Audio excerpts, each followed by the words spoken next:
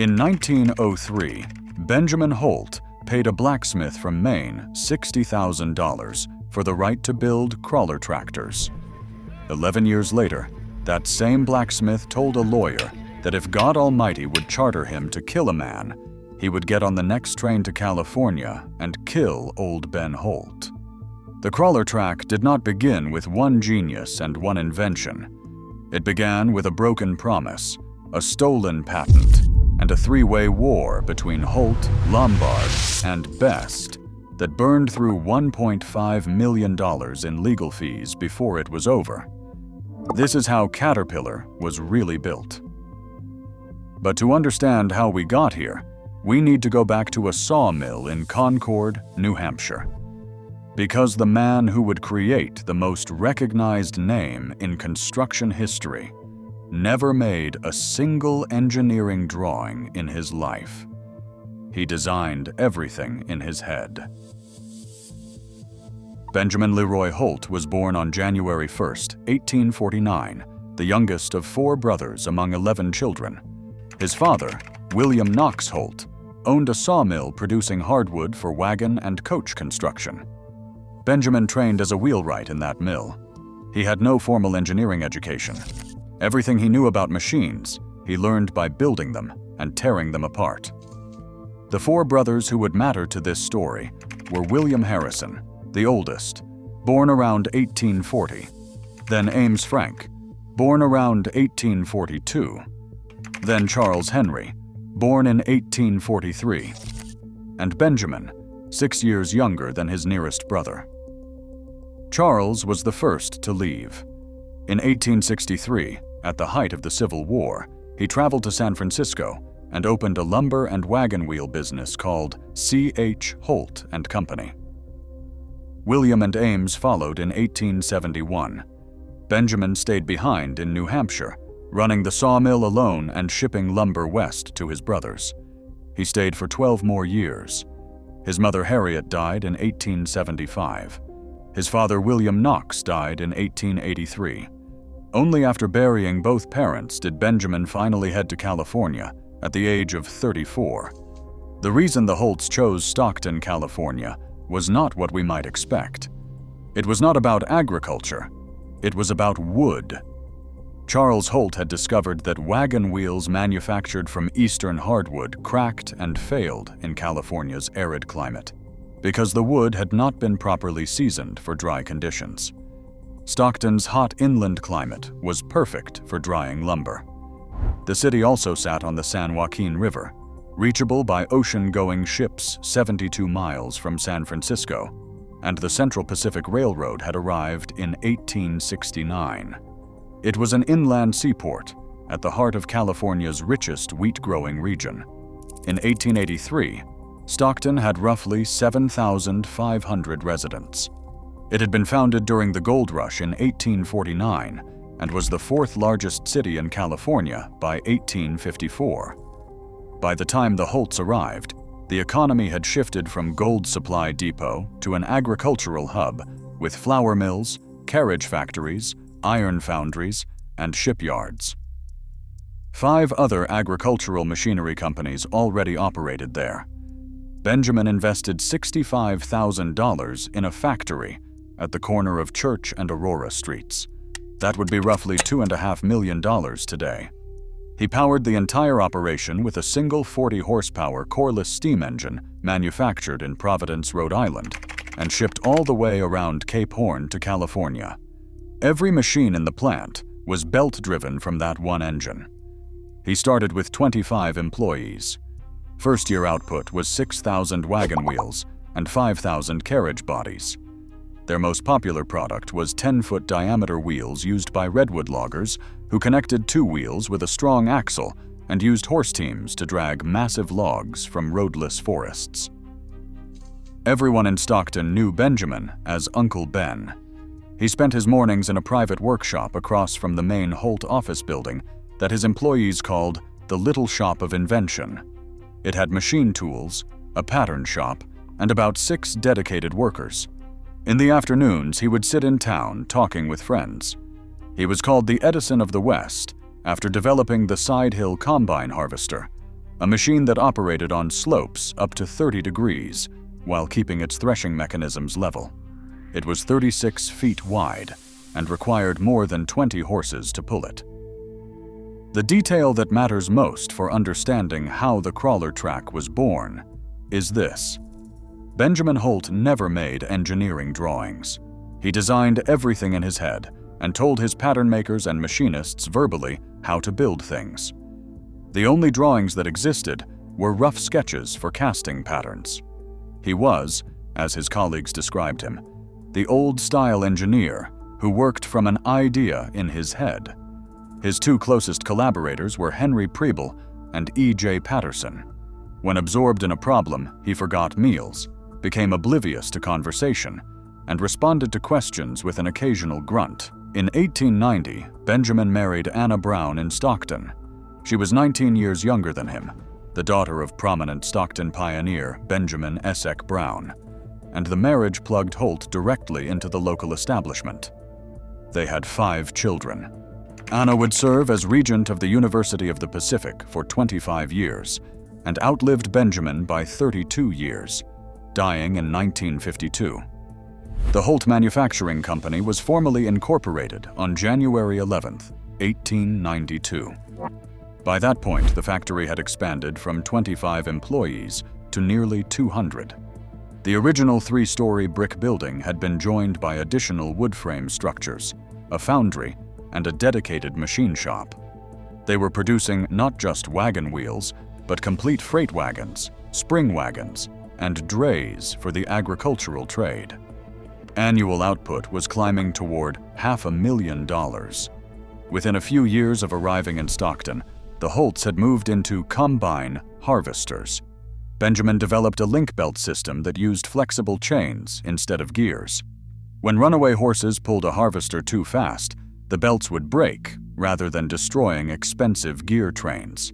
A Holt combined harvester from 1886 is still held by the Smithsonian Institution in Washington. By 1916, Holt combines would harvest 90% of all grain produced on the Pacific coast. But the real problem that would define Benjamin Holt's legacy was not grain. It was mud. The Sacramento-San Joaquin River Delta west of Stockton comprised 250 square miles of peat bogs, much of it below sea level. This former seabed had accumulated deep organic peat soil over thousands of years. The soil was incredibly fertile for farming, but it was catastrophically soft for machinery. A man walking through the worst areas would sink to his knees. Even horses fitted with wide wooden shoes called tule shoes to spread their weight could not operate in many sections. And the heavy steam traction engines of the 1890s, which weighed roughly 1,000 pounds for every horsepower they produced, would sink to the axle and become completely immobile. Thousands of acres of prime farmland were effectively useless because no machine could plow them. Holt's first steam traction engine, a machine nicknamed Old Betsy, came off the line in 1890. It weighed 48,000 pounds on a 24-foot frame, produced 60 horsepower from a single cylinder with an 11-inch diameter bore and a 12-inch stroke, carried 675 gallons of water, and could burn wood, coal, or oil. On firm ground, it hauled 50 tons at 3 miles per hour and could harvest at 1/6 the cost of horse-drawn combines. On peat soil, it buried itself. Holt tried the obvious solution first. He made the wheels bigger. He mounted 3 enormous drive wheels on each side of a steam engine, each one 6 feet wide and 7.5 feet tall. The single front steering wheel was replaced with a 10-foot wide wooden barrel. The result was a machine with 18 feet of drive wheels sticking out on each side, creating a total width approaching 46 feet. It looked, as one observer described it, like a cross between a locomotive and a giant rolling pin. It could not pass through gates.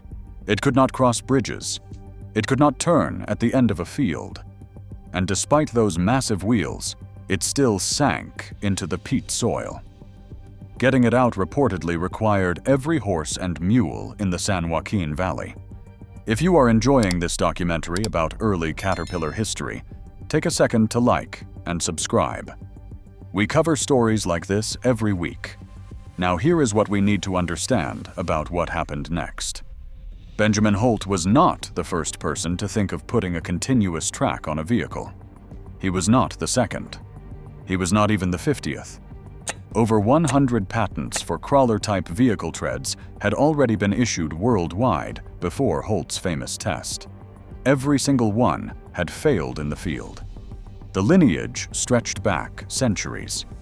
In 1713, a Frenchman named d'Armand drew a goat-pulled cart riding on 26 rollers wrapped in a belt. In 1770, an Englishman tried powering a similar vehicle with steam. It failed. In 1825, Sir George Cayley patented a universal railway, but with no provision for steering. In 1832, John Heathcote built a 30-ton steam plowing engine on 2 belts, each 7 feet wide. It sank into a swamp and nearly disappeared entirely. In 1858, a man named Warren P. Miller demonstrated a tracked steam plow at the California State Fair in Sacramento, won a cash prize and a gold medal, but only one unit was ever built because he ran out of money. In 1869, George Minnis broke sod near Ames, Iowa, with a tracked steam engine. In 1871, R.C. Parvin demonstrated a crawler steamer at the Illinois State Fair, started a company, and the company promptly failed. Every attempt, every decade, every country, failure after failure after failure, for nearly 2 centuries.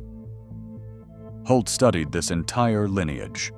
In 1903, he traveled to England specifically to observe tracked vehicle experiments. He saw multiple designs. They all failed field tests, but he returned to Stockton with critical knowledge. And more importantly, with something none of the previous inventors had possessed. His company had spent 20 years manufacturing link belt chains for combine harvesters. That specific metallurgical and chain manufacturing capability would prove to be the difference between another failed crawler patent and the machine that would change the world. On Thanksgiving Day, November 24, 1904, Holt's engineers rolled out a modified steam traction engine at the company's test grounds near Stockton. Engine number 77, a Holt Junior road engine rated at 40 horsepower. They had removed the rear drive wheels and replaced them with tracks Benjamin had designed in his head and described verbally to his machinists.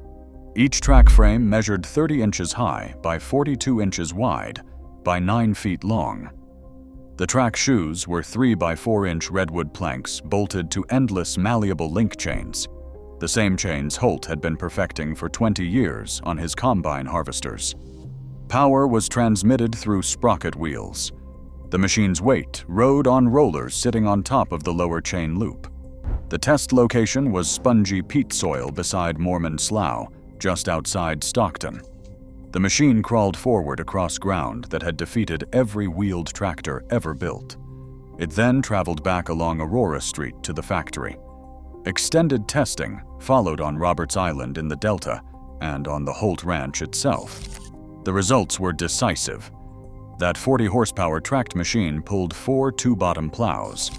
A 60 horsepower wheeled Holt steamer could only pull 3. The tracked engine plowed 2 inches deeper at 2 to 3 miles per hour. On Roberts Island, where a man could not walk without sinking to his knees, the tracked traction engine operated without leaving a perceptible impression in the ground. Between 1904 and 1906, Holt fabricated 6 steam-powered track-type prototypes. The first production model sold in late 1906 for $5,500, roughly $185,000 today. It went to Louisiana for reclaiming wetlands to grow sugarcane. In 1908, Holt made another critical leap.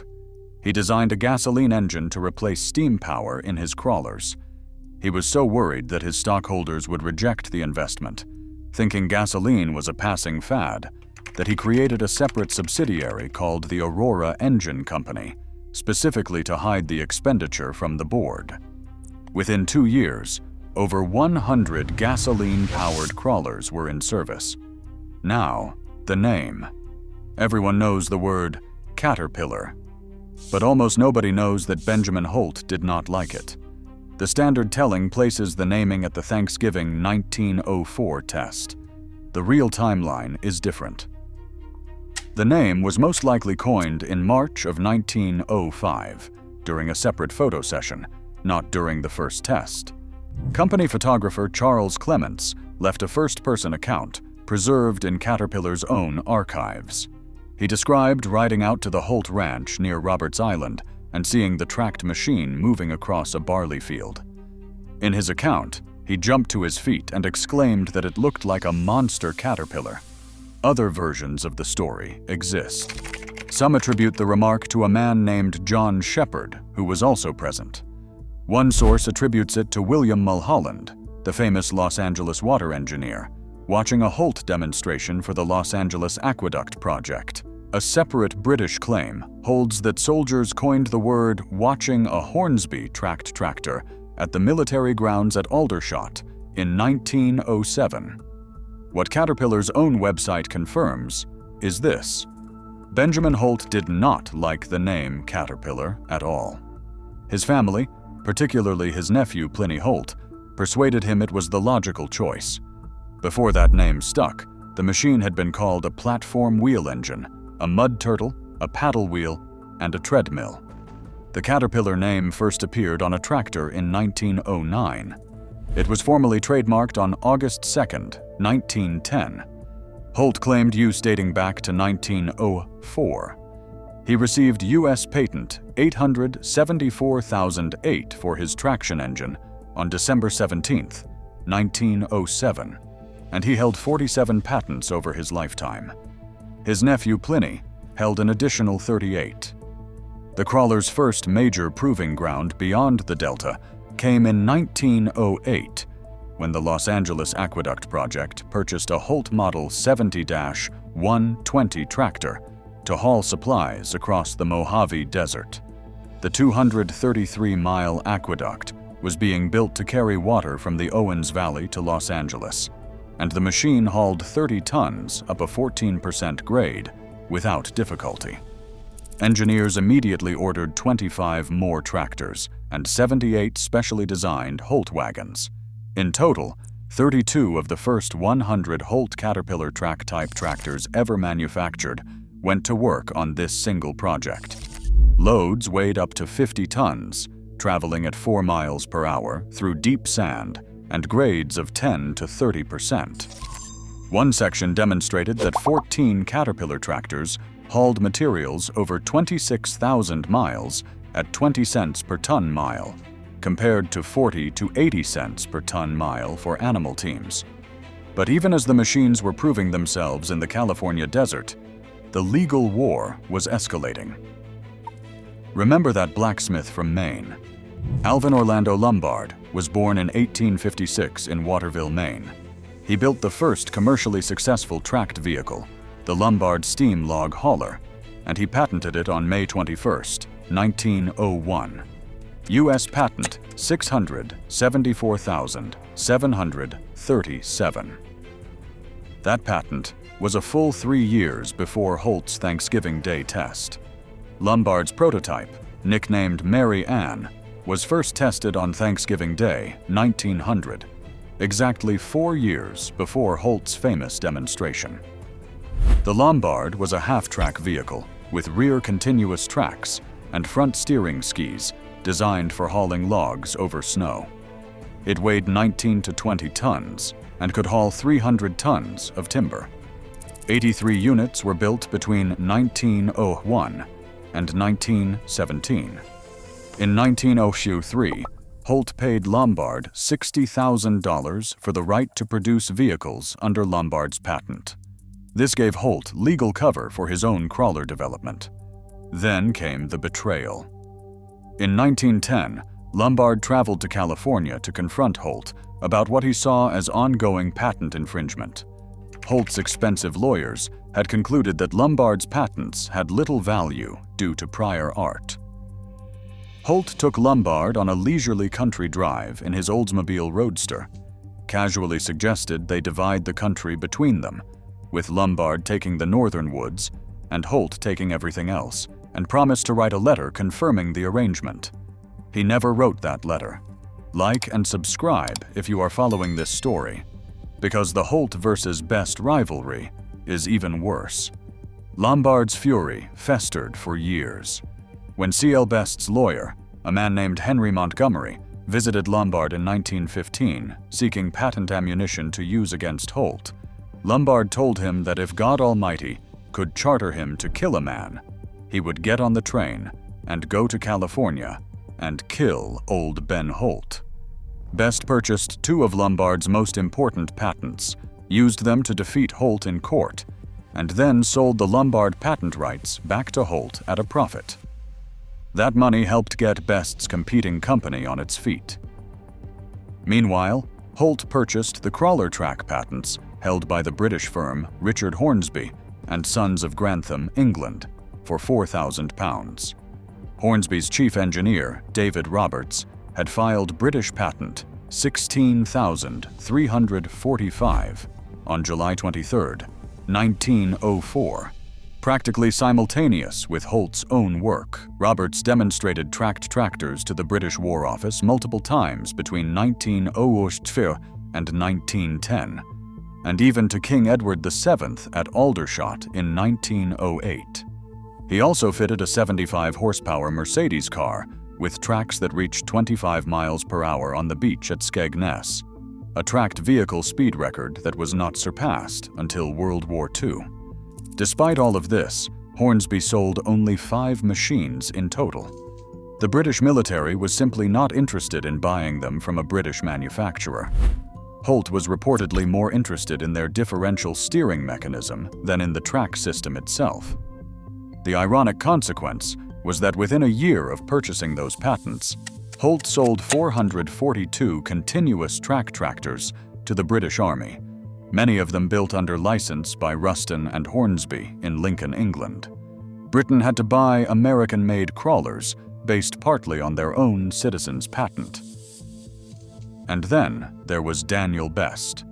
Born in 1838 in Ohio, Best held 42 patents of his own, had lost 3 fingers in a sawmill accident, and once staged one of the great publicity stunts in agricultural history. In 1893, his gasoline engine hauled a rival steam engine around the block in a tug-of-war.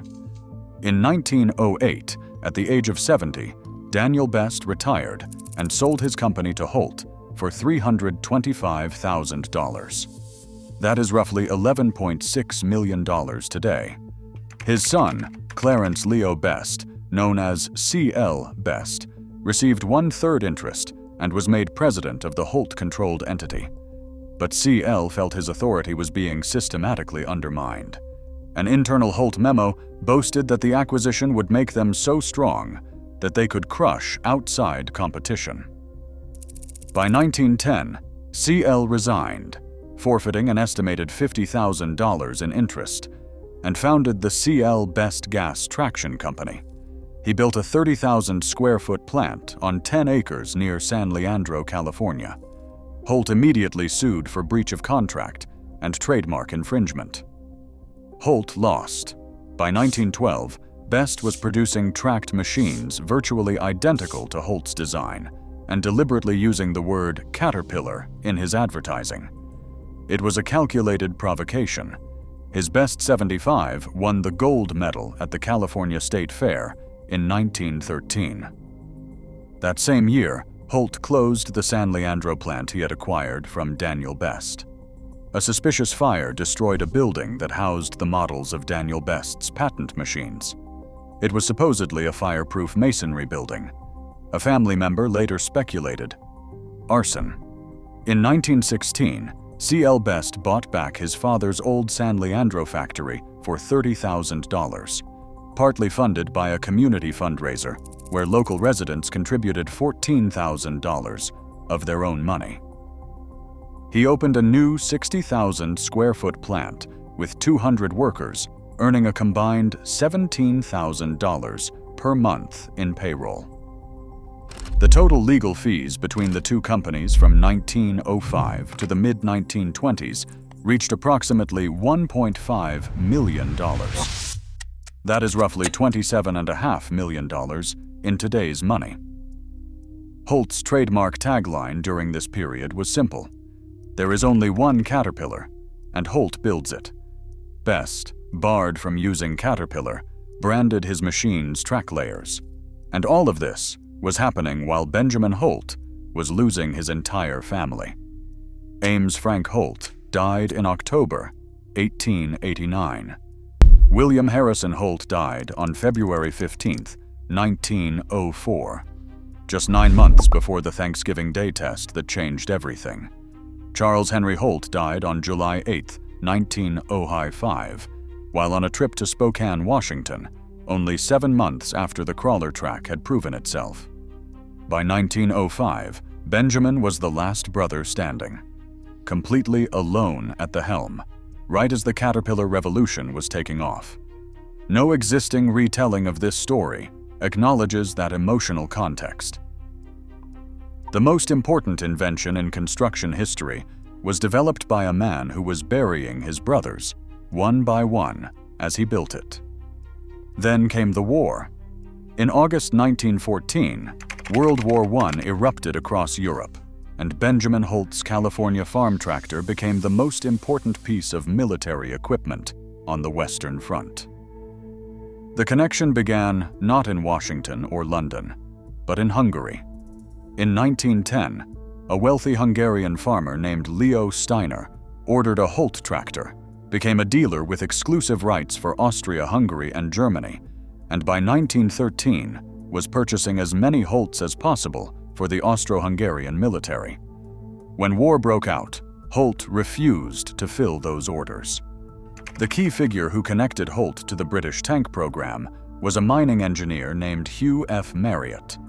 He had seen a Holt Caterpillar in Antwerp, Belgium, in July 1914, and wrote to Colonel Ernest Swinton with a simple assessment: "This machine climbs like hell." Swinton forgot that letter until October 1914, when, driving through northern France as a war correspondent, he conceived the idea of an armored tracked fighting vehicle. By Christmas 1914, Swinton saw a Holt tractor towing a gun through the mud of Flanders, and the tank concept crystallized. Like and subscribe, because what happened next is one of the strangest chapters in military history. Benjamin Holt's tractors ended up powering the tank programs of all 3 sides of the war. The British Mark I tank was inspired by Holt's design, though the final machine was engineered from scratch by William Tritton and Lieutenant Walter Wilson at Foster & Sons in Lincoln, England. Winston Churchill's Land Ships Committee, founded on February 20, 1915, with £70,000 in Admiralty funds, tested actual Holt tractors but found them insufficient for crossing trenches. The French Schneider CA-1 was built directly on a lengthened Holt baby chassis. France ordered 400 Schneider tanks at 56,000 francs each. At the training base at Marly-le-Roi, crews trained on actual Holt tractors because the Schneider tanks were not ready yet. And the German A7 Vive, the only German-designed tank of the war, had running gear directly copied from captured Holt tractors provided by the Austro-Hungarian army. Only 20 were ever completed as tanks. One man's invention, all 3 sides. The entire mechanized warfare revolution of the 20th century traces back to a factory in Stockton, California. Holt manufactured over 5,000 tractors during the war. An estimated 10,000 Holt vehicles served in the Allied effort when we include license-built units produced by Ruston and Hornsby in England and by Maxwell, REO, and Chandler Motor Companies in the United States. The British alone purchased over 1,800 Holt 75 tractors and 243 Holt 120 models. Total wartime government contracts exceeded $23 million. Pliny Holt stated in September 1916 that they had been shipping 2 Caterpillars per day to the British government for the previous 18 months. All motors were manufactured in Stockton. They were assembled at their Peoria plant and shipped as agricultural machinery. Holt also attempted to build actual tanks, and the results were spectacular failures. The Holt gas-electric tank, America's first tank prototype, was a partnership with General Electric. It used a 90-horsepower Holt engine connected to a GE generator, powering 2 electric motors. It weighed 25 tons, reached 6 miles per hour on flat ground, and could not climb slopes at all. It was tested and rejected at Aberdeen Proving Ground. The Holt steam wheel tank used 2 75-horsepower Doble steam engines built by Abner Doble, the famous steam car manufacturer. It had 3 wheels, 2 8-foot rear wheels, and a front roller. It weighed 17 tons, and it repeatedly got stuck during testing. Only one prototype was ever built. On April 22, 1918, General Ernest Swinton, the man credited as the father of the tank, visited Stockton to publicly honor Benjamin Holt. The city held a parade. Swinton called Holt the developer of the track that inspired the tank and said it helped change the course of the war. By the end of the war, nearly everything Holt had built was at risk. Millions of dollars in government contracts were abruptly canceled after the armistice on November 11, 1918. Nearly 10,000 surplus military tractors flooded the civilian market, collapsing new equipment prices practically overnight. A farmer who needed a crawler could now buy a surplus military Holt for a fraction of what a new one cost. Holt's inventory of heavy military machines was poorly suited for farming. The company had expanded aggressively during the war, growing from about 1,000 employees in 1915 to over 2,500 at peak production. They had built new factory buildings, hired specialists, and taken on debt to finance the expansion. When the contracts evaporated, the debt remained. Company assets had increased by more than $12 million during 1917 and 1918, but most of that was now worthless inventory. And while Holt had focused on war production, C.L. Best had captured the domestic farm market. Best had secured government promises for all the steel needed to keep building farm tractors, while Holt was shipping everything he had to Europe. Best's machines, particularly the Best 30 and Best 60, were lighter, more fuel efficient, and better suited for agricultural work than Holt's heavy military crawlers. Benjamin Holt was 71 years old and exhausted. He fell ill in November 1920. On his deathbed, one of his last requests was a progress report on a machine he had under development. He died on December 5, 1920, leaving a company drowning in war expansion debt. Banks forced the board to accept Thomas F. Baxter, a former Boston banker, as Benjamin's successor. Both Holt and Best were battered by the Depression of 1920 and 1921. A San Francisco bondbroker named Harry H. Fair, who had financed Best's debt and also had ties to Holt shareholders, concluded that both companies might not survive independently.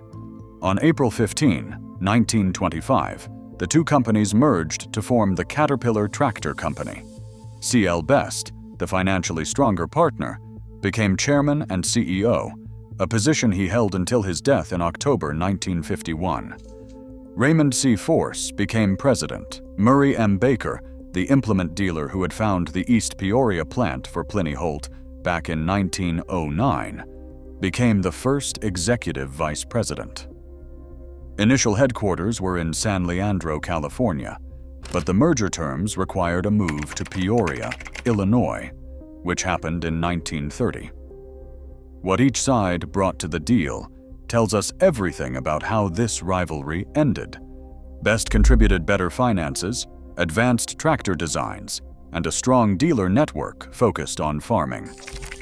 Holt contributed worldwide reputation, the Caterpillar trademark, larger manufacturing facilities, and a 40-year combine harvester product line.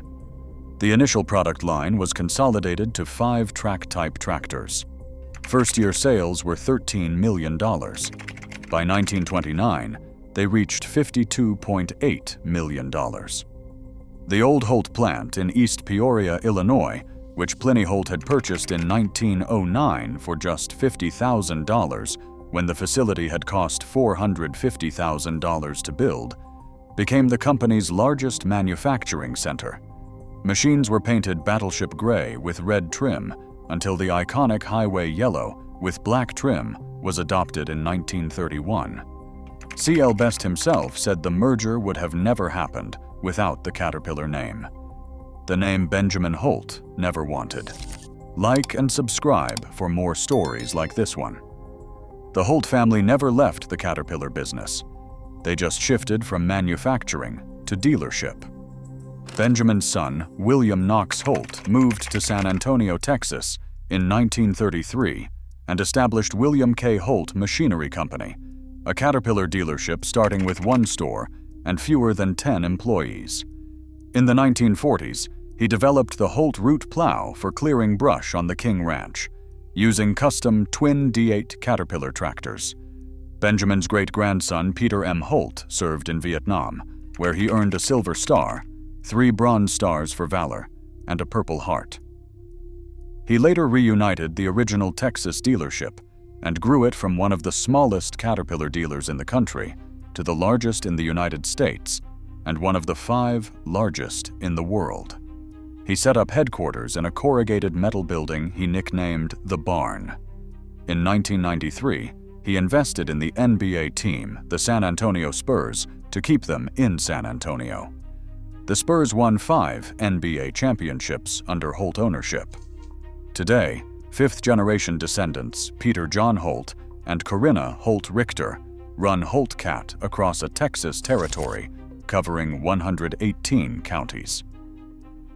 That territory includes Holt Cat, Texas First Rentals, and Holt Truck Centers across 35 locations. Peter John Holt is now chairman and managing partner of the San Antonio Spurs. The direct line from Benjamin Holt's 1883 wagon wheel shop to a modern billion-dollar equipment empire and NBA franchise spans 143 years and 5 generations. Caterpillar is today worth over $70 billion. It employs more than 100,000 people in nearly every country on Earth. Every crawler track on every bulldozer, every tank, every piece of tracked equipment anywhere in the world traces its lineage to a 40-horsepower steam engine with redwood planks bolted to chains, rolling across peat soil beside Mormon Slough on Thanksgiving Day, 1904. The man who built it never wanted the name. The man who really invented the crawler track wanted him dead. And the rival whose company he tried to crush became the first CEO of the empire that carries his invention's name. That is the real story of Benjamin Holt and the birth of Caterpillar.